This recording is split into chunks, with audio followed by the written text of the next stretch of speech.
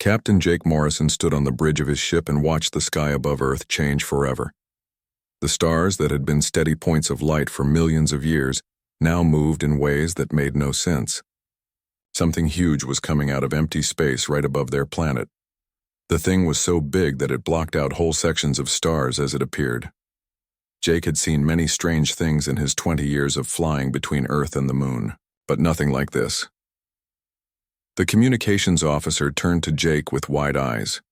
Her name was Linda Parks, and she had been working on spaceships longer than most people had been alive. Linda had never looked scared before, but now her hands shook as she held the radio device. She told Jake that signals were coming from the giant object above them.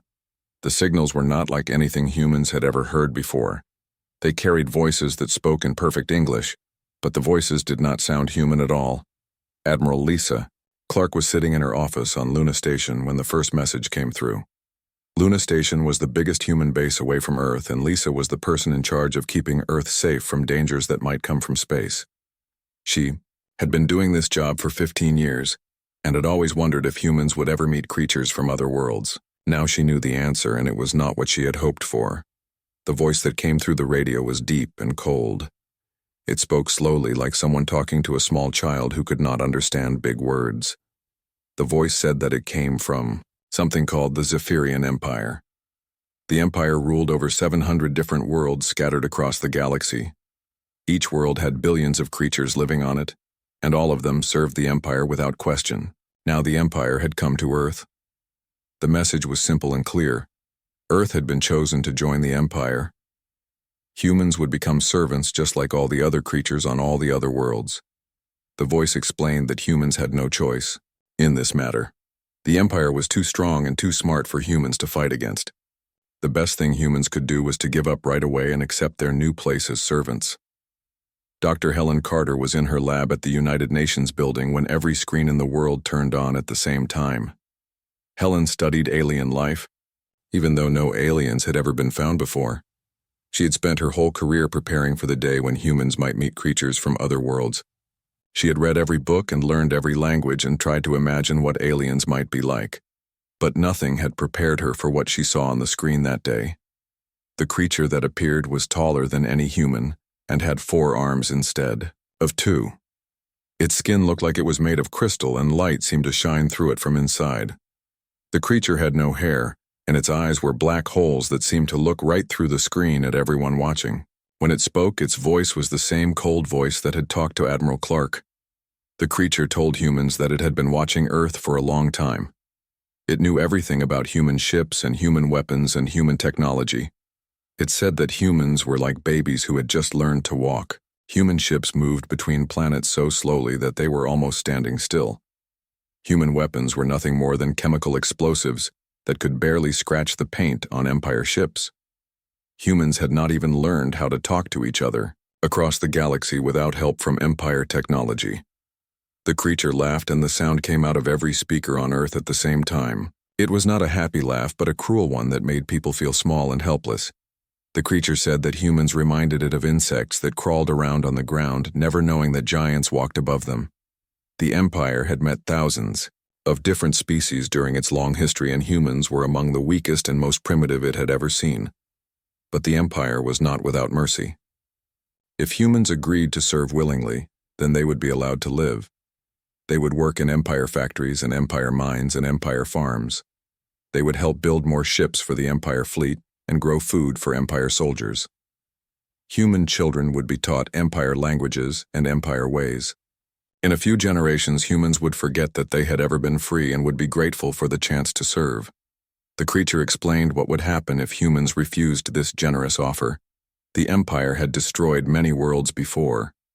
It had turned proud civilizations into ash and dust. It had made examples of species that thought they were too good to serve. The creature showed pictures of dead worlds where nothing lived anymore. It showed cities that had been melted into glass and mountains that had been split in half. It showed what happened to species that said no to the Empire. President Andrew Hayes watched the broadcast from his office and felt his heart sink. He was the leader of all humans on Earth, and it was his job to keep them safe. But how could anyone keep humans safe from something like this? The Empire ship above Earth was bigger than the biggest human city. It probably had weapons that could destroy the whole planet without even trying. Andrew had been president during wars and disasters, and terrorist attacks, but nothing had ever seemed as hopeless as this. The creature gave humans 72 hours to decide. That was 3 days to choose between slavery and death. 3 days for the whole human race to decide what kind of future they wanted. The creature said that it would wait, but not longer than that. After 3 days, the Empire would take action, and humans would learn why 700 worlds had chosen to kneel. The broadcast ended, and every screen on Earth went dark. But the Empire ship stayed where it was, hanging in the sky above the planet like a storm cloud that would never go away. People all over Earth looked up and saw it and knew that their world had changed forever. The age when humans were alone in the universe was over. The question now was whether the age when humans were free was over too. President Andrew Hayes called an emergency meeting with every important leader on Earth. They all came to the United Nations building in New York, where they had met many times before to solve problems that seemed impossible. But none of those problems had ever been as big as this one. The room was full of generals and scientists and presidents and prime ministers from every country on the planet. They all looked scared and confused and angry all at the same time. General Patricia Reeves stood up first and told everyone what they already knew, but did not want to hear. The human space fleet had 47 ships that were designed to fight. Most of these ships were small and carried only a few weapons each. The biggest human ship was about the size of a large building on Earth. The Empire ship hanging above them was bigger than the moon, and probably had more weapons than all human ships put together. General Reeves had been a soldier her whole life, and had fought in wars all over Earth. She knew about weapons and tactics and how to win battles even when the enemy was stronger. But she had never seen anything like this before. The Empire had technology that was hundreds or maybe thousands of years ahead of anything humans had built. Fighting them would be like trying to stop a tank with a wooden stick. But not everyone in the room was ready to give up. Dr. Marcus Webb sat quietly in the corner and listened to all the talk about how hopeless everything was. Marcus worked on secret projects that most people in the room did not know about. He had spent the last 20 years building things that were supposed to stay hidden until humans really needed them. Maybe that time had come. Marcus asked to speak privately with President Hayes after the big meeting was over. They went to a small room where no one could hear them, and Marcus told Andrew about projects that had been kept secret even from most government leaders. He explained that humans had been preparing for something like this for a long time. Not everyone had believed that humans were alone in the universe. Some people had been getting ready for the day when strangers from other worlds might come to Earth. While the leaders met in their secret rooms, ordinary people all over Earth began to do something that surprised everyone. Instead of panicking or hiding or crying, they started to work. Factory workers like Danny Lopez organized their whole cities to make things that might be useful in a fight. Teachers like Karen Williams began to teach children how to hide and how to help and how to be brave when everything seemed scary. Farmers like Pete Johnson talked to other farmers all over the world and made plans to grow food even if cities were destroyed and supply lines were cut. Truck drivers and pilots and ship captains all began to figure out how to move things around, even if roads and airports and ports were attacked. It was like the whole human race suddenly remembered how to work together when something threatened all of them. The Empire creature sent another message after the first day had passed. This time it showed more pictures of worlds that had tried to fight the Empire and lost. It showed cities that had been beautiful before the Empire came and were now nothing but broken stones and twisted metal. It showed species that had been proud and strong and were now servants who could barely remember their own names. The creature seemed to enjoy showing these pictures. It spent a long time describing how each world had fallen and how each species had begged for mercy at the end. It told humans that resistance was not just foolish but cruel, because it would only make the punishment worse when the Empire finally won. Better to surrender now and save millions of lives than to fight and lose everything anyway. Captain Jake Morrison received new orders from Admiral Lisa Clark while the Second Empire message was playing. Every human ship in space was supposed to move into position around Earth and get ready to fight. Jake read the orders twice because he could not believe what they said. His ship and all the others were supposed to protect Earth from an enemy that could destroy them all without even trying hard. Jake called his crew together and told them about the orders. He also told them that anyone who wanted to leave could do so right now with no questions asked and no shame attached to their decision. Fighting the Empire would probably mean dying, and no one should be forced to make that choice. Jake waited for people to speak up and ask to be transferred somewhere safe. But nobody spoke up. Chief Engineer Amy Foster was the first person to answer, and she spoke for everyone when she said that they were not going anywhere. If Earth was going to fight, then they were going to fight too. If Earth was going to fall, then they would fall with it. But they were not going to run away and let other people defend their home while they hid somewhere safe. This same thing happened on every human ship in space. Captains offered their crews the chance to leave, and crews refused to go. Soldiers were given the option to resign from service, and they tore up the resignation papers. Scientists working on space stations were told they could evacuate to Earth, and they said they had work to finish where they were. The Empire had studied human history and human psychology and human behavior patterns. They knew that humans usually fought among themselves and had trouble working together even when they faced common enemies.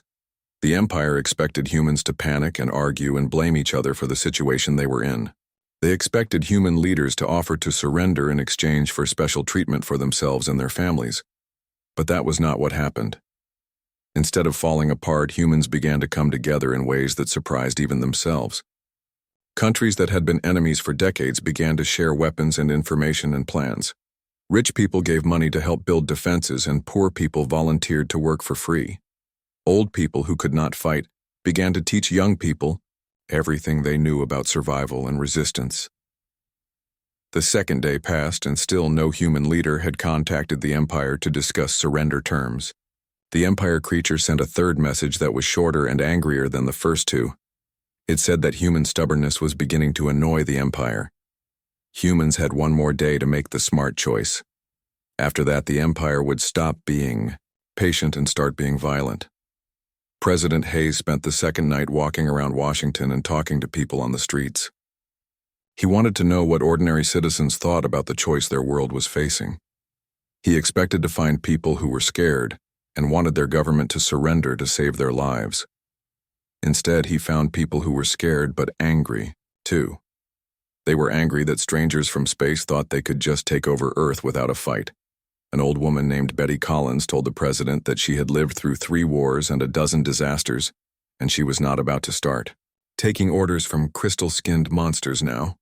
A young man named Chris Turner said that his grandfather had died fighting for freedom, and he was ready to do the same thing if he had to. A little girl named Lucy Adams asked why the aliens thought humans would want to be slaves when being free was so much better. The third day dawned, and President Hayes had his answer ready. He would speak for all of humanity and tell the Empire what Earth had decided. But first, Dr. Webb had one more secret to share, and this one was bigger than anything he had told the president before. Webb explained that humans had not been as primitive and helpless as they appeared to be. They had been hiding their real capabilities for a very long time, and now it was time to stop hiding. The 72 hours ended with President Andrew Hayes standing in front of every camera on Earth. He looked tired because he had not slept much during the 3 days of crisis, but his voice was strong and clear when he spoke. He told the Empire creature that he had listened to the offer and discussed it with people all over the world. Humans had made their choice, and they were ready to give their answer. Andrew looked directly into the camera and spoke to the Empire ship hanging above Earth. He said that the people of Earth had considered the generous offer to become servants of the great Empire. They had thought about it very carefully and talked about it with their families and their friends and their leaders. After all this thinking and talking, they had reached a decision that everyone could agree on. The answer was no. Humans chose to remain free. They would rather die as free people than live as slaves. They understood that the Empire was stronger and had better weapons and more experience in war. But humans had something that the Empire did not understand and could not take away. They had the knowledge that freedom was worth any price and any sacrifice. They would fight for that freedom even if the fight was hopeless. The Empire creature appeared on screens again within minutes of the president's speech. This time it did not look amused or patient. Its crystal skin seemed to glow with anger, and its black eyes stared out from the screen like holes in space itself. It said that human stupidity was beyond anything the Empire had encountered before. 700 worlds had been smart enough to surrender when they saw Empire power. Only humans were foolish enough to choose death over service. The creature announced that the demonstration would begin immediately. The Empire ship would start by destroying the space stations and ships that orbited Earth. Then it would target major cities on the planet's surface. The creature estimated that after half the human population was dead, the survivors would finally understand their situation and beg for the chance to surrender. By then, the offer might not be as generous as it had been before. But as the Empire ship began to move into attack position, something strange started to happen. Other ships began to appear throughout the solar system. At first, there were just a few contacts on human radar screens, but then there were dozens and then hundreds. These were not Empire ships. They were human ships, but they were not like any human ships that were supposed to exist. Captain Jake Morrison watched his tactical display change from red to yellow as new contacts appeared all around his position. He called Admiral Lisa Clark to report what he was seeing, but found that she was seeing the same thing from her command post on Luna Station. Ships were appearing everywhere, and they all transmitted human identification codes. But according to official records, most of these ships had never been built. Admiral Clark activated emergency protocols that had been classified so highly that even she had not known about them until Dr. Marcus Webb gave her the access codes. Suddenly, her communications system connected her to bases and stations and fleets that she had never heard of before. Human voices began reporting in from locations all over the solar system, and even from other star systems that were supposed to be empty. The truth started to come out piece by piece like a puzzle that had been scattered and was finally being put back together. For 30 years, humans had been building things in secret. Every mining operation that went to the asteroid belt had been more than just a mining operation. Every research station that was established on distant moons had been more than just a research station. Every supply depot that was set up to support exploration missions had been more than just a supply depot. The asteroid series had been hollowed out and turned into a weapons platform that looked like a normal mining base from the outside. The research stations on the moons of Jupiter had been building weapons and ships in underground factories. The supply depots scattered throughout the outer solar system had been storing military equipment and trained soldiers who were ready to fight. Dr. Webb had been coordinating all of this for decades. He had known that humans might someday meet aliens, and he had suspected that those aliens might not be friendly. So he had quietly convinced certain people in government and military and business to help him prepare for that day. They had used public space exploration as cover for military preparations that no one was supposed to know about. The Empire creature looked at its tactical displays and saw energy signatures that made no sense. Human ships were appearing with stealth technology that should not exist. Human weapons platforms were powering up with energy levels that seemed impossible for such a primitive species. Human defensive positions were revealing themselves to be much more sophisticated than anything the Empire had expected to find. Admiral Keth Var commanded the Empire fleet and had conquered dozens of worlds during his long career. He had seen every kind of resistance that intelligent species could offer, and had defeated all of them. But he had never seen anything like what humans were doing. They had managed to hide their true military capability so completely that Empire intelligence had been fooled for years. The first shot of the war came from the series weapons platform. The asteroid had been equipped with a mass driver that could accelerate projectiles to incredible speeds using magnetic fields. The projectile was a simple piece of tungsten metal, but it was moving at 7% of light speed when it hit the lead Empire cruiser. The impact released more energy than the biggest nuclear weapons humans had ever built. The Empire ship that got hit simply vanished in a flash of light that was visible from Earth even during the day. One moment it was there, and the next moment there was nothing but an expanding cloud of hot gas and metal fragments. The other Empire ships immediately began evasive maneuvers and raised their shields, but they were confused and frightened by weapons that their computers could not identify or classify. Commander Ryan Bell led the first wave of human fighter ships against the Empire fleet. His squadron was flying ships that officially did not exist and had never appeared in any public records. These ships used fusion drives that Earth scientists claimed were still experimental and carried weapons that fired streams of antimatter particles. The weapons cut through Empire shields like they were made of paper. Captain Jake Morrison found himself fighting alongside ships he had never seen before, commanded by officers he had never met. Captain Sharon Davis flew a heavy cruiser called the Retribution that was twice the size of any ship Morrison had known humans possessed. She coordinated attacks with weapons officers who seemed to know exactly where Empire weak points were located. The battle that followed was unlike anything that had ever happened in human space before.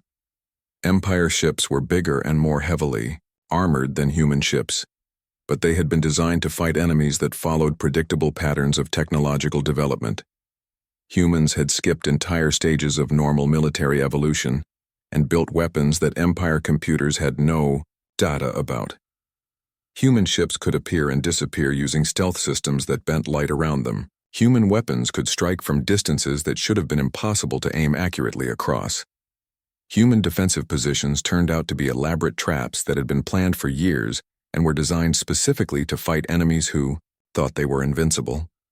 The Empire had expected to destroy human resistance in a few hours, and then spend days systematically destroying cities to make an example for other species that might be watching.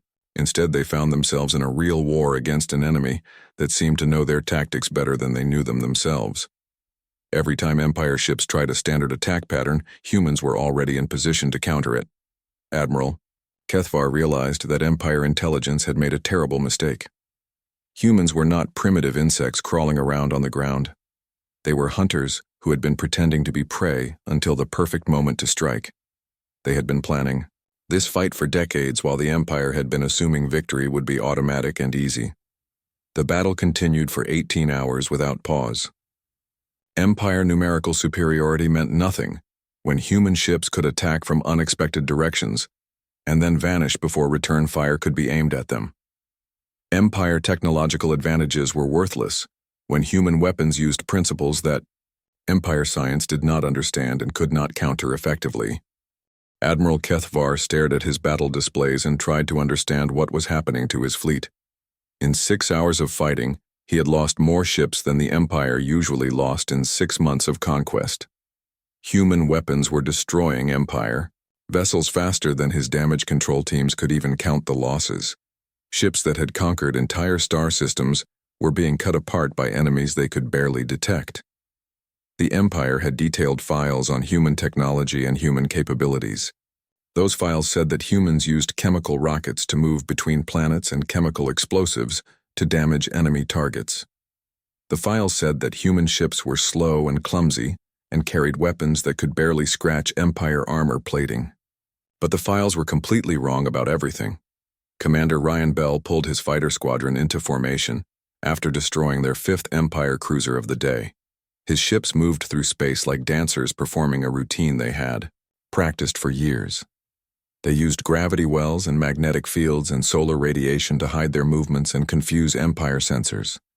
When they attacked, they struck from directions that Empire tactical computers said were impossible. The human weapons were the biggest surprise of all.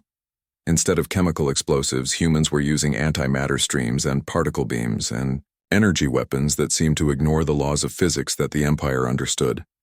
Human projectile weapons fired metal slugs that moved so fast they hit targets before Empire ships could even detect them coming. Captain Sharon Davis commanded the heavy cruiser Retribution from a bridge that looked nothing like the bridges on public human ships. Her crew worked with computers and sensors and weapon systems that were decades ahead of anything the Empire had expected humans to possess. She coordinated attacks with other hidden human ships that appeared throughout the solar system like ghosts materializing from empty space. Dr. Helen Carter was monitoring Empire communications from her station at the United Nations building. She had learned to understand Empire languages during her years of preparing for first contact with alien species. What she heard in the Empire transmissions surprised her even more than the human military capabilities that were being revealed during the battle. The Empire soldiers were scared. They had never fought an enemy like humans before, and they did not know how to respond to tactics and weapons they had never encountered. Empire officers were sending reports back to their command stations that described humans as impossible, warriors who seemed to predict Empire movements before they happened. The Empire had built their military doctrine around fighting species that developed technology in predictable ways. Most intelligent species discovered fire, and then metals, and then electricity, and then atomic power, and then space travel, in a sequence that took thousands of years. The Empire knew how to fight enemies at every stage of this development because they had fought hundreds of species before. But humans had not followed the normal pattern.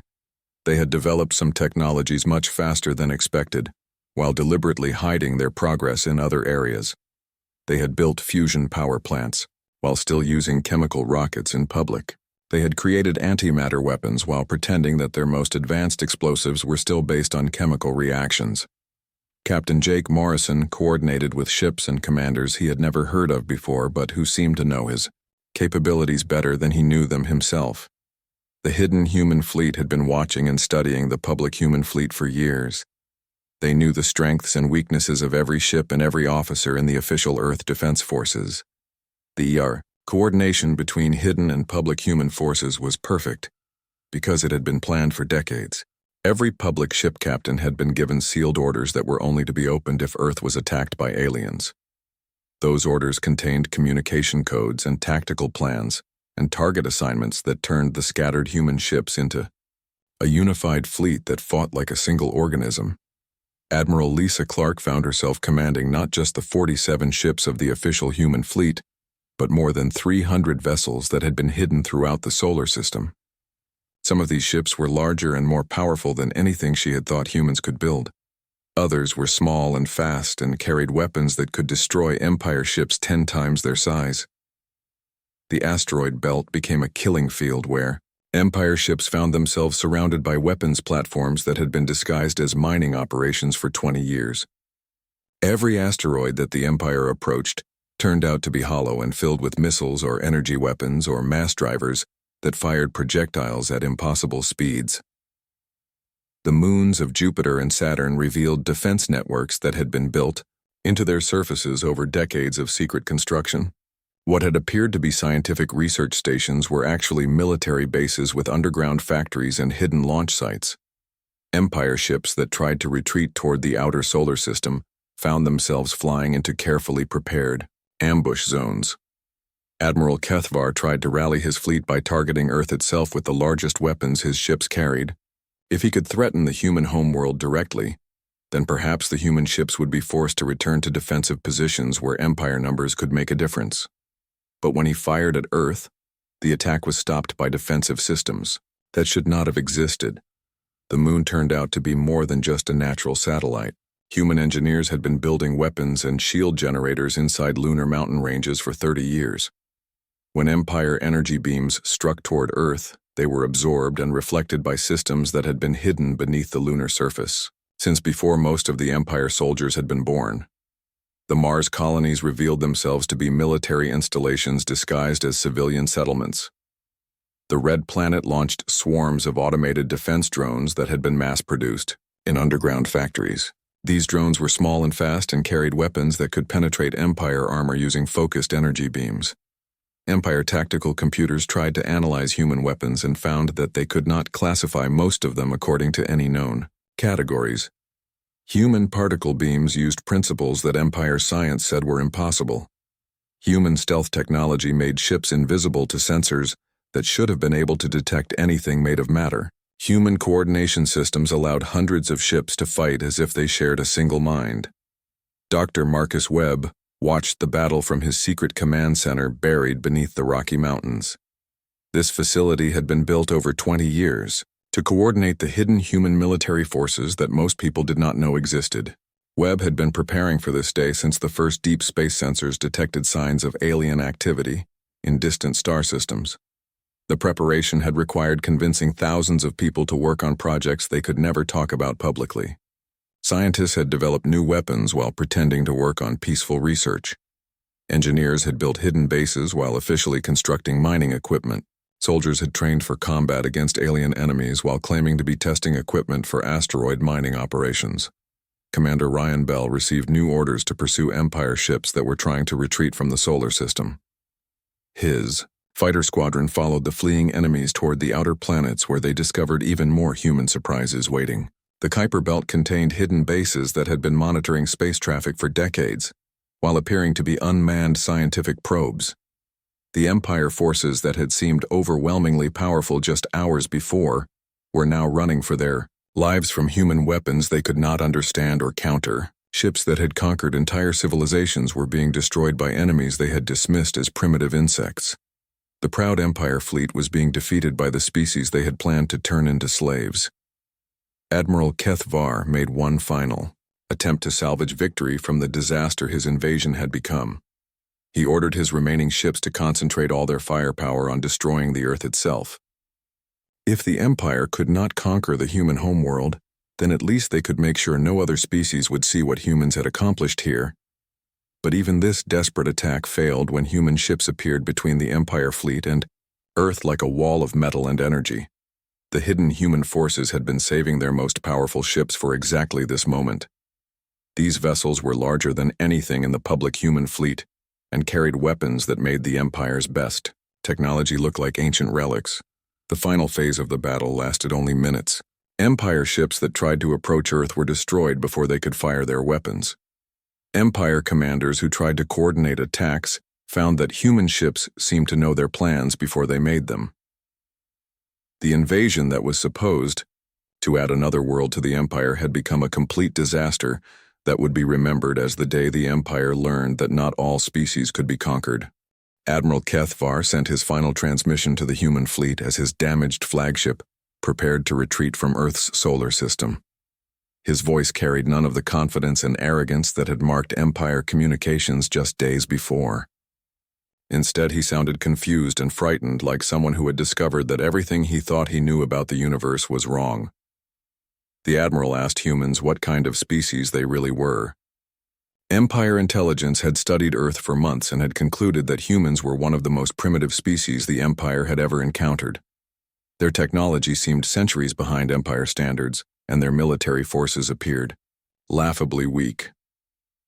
But everything the Empire thought they knew about humans had been proven false during the battle.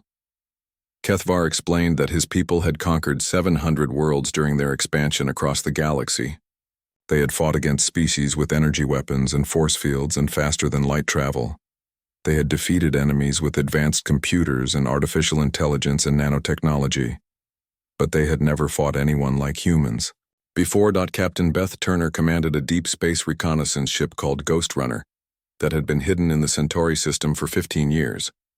Her mission was to follow the retreating Empire fleet and discover where they were going and what they planned to do next. Beth's ship used stealth technology that made it completely invisible to Empire sensors while allowing her to monitor their communications. What Beth learned during her pursuit changed everything humans thought they knew about the Empire. The Zephyrian Empire was not the unified military force it pretended to be.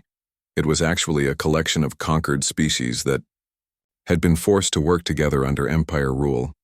Many of these species remembered their freedom and missed it, but had been too afraid to rebel against Empire power. The news of the Empire's defeat at Earth spread through the galaxy faster than anyone expected. Captain Turner intercepted hundreds of transmissions from different worlds as word of the human victory reached alien civilizations that had been serving the Empire for decades or centuries. The reaction was not what Empire leaders had anticipated. Species that had been conquered long ago began to remember what freedom felt like. The Altarians, who had been among the first to fall to Empire expansion, started organizing resistance groups in their cities and factories. The Kepler Federation survivors, who had been working as laborers in Empire mines, began to sabotage the equipment they were supposed to maintain. Dr. Marcus Webb realized that humanity's victory over the Empire had done more than just save Earth from conquest. It had reminded the entire galaxy that the Empire could be defeated. Species that had accepted slavery for generations suddenly began to believe that freedom was possible again. The human example had lit a fire that was spreading from world to world. President Andrew Hayes received reports from human intelligence services that had been monitoring Empire communications since before the invasion began. These reports described rebellion breaking out across Empire space as conquered species followed the human example and refused to continue serving their alien masters. The Empire was facing not just defeat, but complete collapse. The Zephyrian Empire had maintained control over their vast territories by convincing everyone that resistance was hopeless. They had made themselves seem so powerful and so advanced that no one could imagine fighting against them successfully. But humans had shattered that illusion by winning a battle that everyone thought was impossible to win. Admiral Lisa Clark coordinated the human response to these developments from her command center on Luna Station. Small human task forces began appearing throughout Empire space, but not as conquerors trying to build their own empire. Instead, they came as liberators bringing weapons and tactical knowledge to species that had forgotten how to fight for themselves. The humans shared their stealth technology with Altarian rebels, who used it to strike Empire installations without being detected.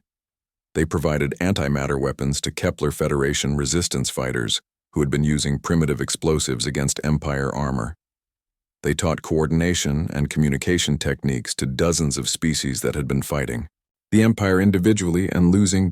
Commander Ryan Bell led one of these human liberation fleets to a world called Nexus Prime, where 3 different alien species had been forced to work together in Empire factories. Bell's ships provided air support while local rebels attacked Empire garrison forces. The battle lasted only hours before the Empire soldiers surrendered or fled. The pattern repeated itself across the galaxy, as human forces appeared wherever rebellions were struggling against Empire control. Humans did not try to rule the worlds they liberated or demand tribute from the species they helped. They simply provided military support and then moved on to help other rebels in other systems. Captain Sharon Davis took her heavy cruiser Retribution to the Empire's regional capital at Zephyr Central, where the main Empire fleet was based. She found a world in chaos as different alien species fought each other for control of the government buildings and military installations. The Empire's careful system of control had collapsed completely. Dr. Helen Carter studied the reports coming in from across the galaxy and realized that the Empire's collapse was happening faster than anyone could have predicted. The Zephyrian Empire had been built on fear and the illusion of invincibility. Once that illusion was broken, the entire structure fell apart like a house built on sand. Empire communication networks fell silent one by one, as rebel forces captured transmission stations and government centers. The careful coordination that had allowed the Empire to control hundreds of worlds simply stopped working, when local commanders could no longer receive orders from their superiors or send reports about their situations. Admiral Kethvar sent his final message from a damaged ship hiding in an asteroid field somewhere in what used to be Empire space. The message was intercepted by Lieutenant Cole Martinez at a human listening post on Titan. Kethvar's words were broadcast throughout human space and shared with the liberated worlds that were forming new governments. The Admiral admitted that the Empire had made a terrible mistake when they decided to attack Earth. They had thought humans were primitive creatures that could be conquered easily and turned into obedient servants. Instead, they had awakened something that the Empire could not control or defeat. They had reminded the galaxy that freedom was worth fighting for.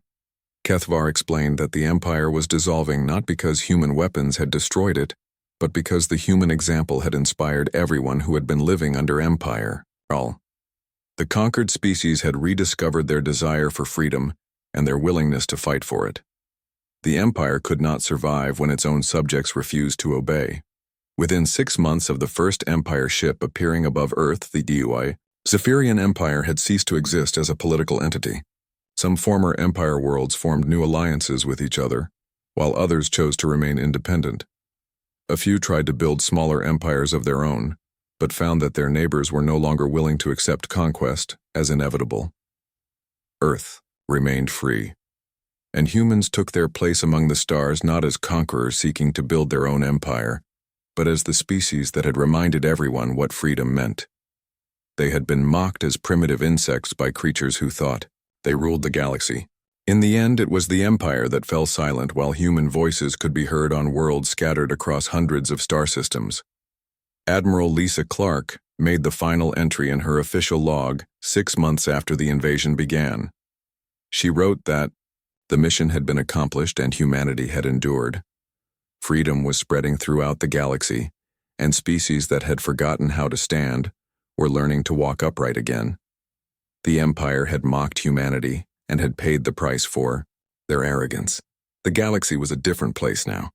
Instead of one massive empire controlling everything, there were hundreds of free worlds making their own choices about how to live and who to trade with, and whether to fight or make peace with their neighbors. It was messier and more complicated than the old system, but it was also more alive and more hopeful. Humans had proven that even the mightiest empire could fall if enough people decided that freedom was worth any sacrifice. They had shown that unity and determination could overcome superior technology and greater numbers. Most importantly, they had demonstrated that the desire for freedom was stronger than the fear of death, and that spirit could never be completely conquered by force.